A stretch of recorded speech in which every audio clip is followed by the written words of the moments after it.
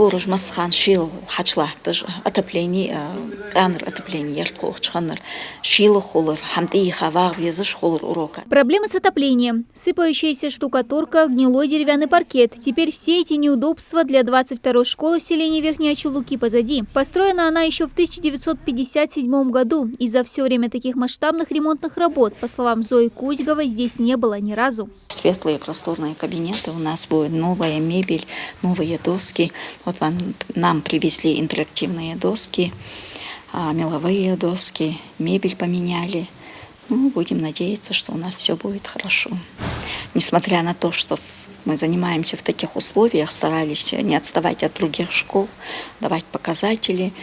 А сейчас, наверное, еще будет сдвиг в лучшую сторону. Школа полностью преобразилась, от старого объекта остались только стены. Закуплена новая мебель. Фронт работ был обширный.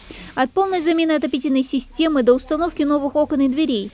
Единственное, что осталось, это доделать потолок в классах. Полностью крышу поменяли, полы, кафель, ламинат, стены, слаботочная система, видеонаблюдение, вся электрика. Стены подняли, здесь высота была очень маленькая, где-то 2,50, по-моему, было.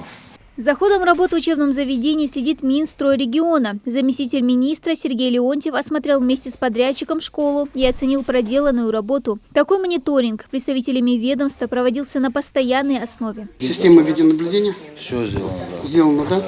Ну, практически объект у нас получается. Да, практически на 95% готов. Капремонт ведется в рамках федеральной госпрограммы развития образования. Такая финансовая господдержка региону оказывается не в первый раз. В прошлом году по линии этой программы в республике отремонтировано 13 школ. В этом 16. Общая сумма на капремонт, выделенная в 2023 году, свыше 1 миллиарда рублей. Это школы в Малгобеке, Карабулаке, Назране, Кажево, Троицком, Сунже, Плиево, Сурхахи, Далаково и Верхние Ачулуки. Работы в этом заведении стартовали в марте. Мы заключили договор на общую сумму 31 миллион 478 тысяч на проведение ремонтных работ. По состоянию на сегодняшний день работы проведены в общем объеме где-то 26 миллионов.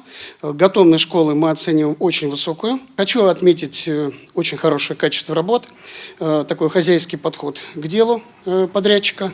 Кроме тех работ, что предусмотрены в проекте, по просьбе руководства школы подрядчик также уложил асфальт во дворе, установил спортивную площадку, козырьки под крышей, заменил калитку ворот, так что новый учебный год сильно удивит учащихся, уверен педсостав. А новая красивая школа даст им стимул учиться еще лучше. Полностью завершает работы на объекте в ближайшее время. Дана Плиева, Акрамат Дасхоев, Новости 24.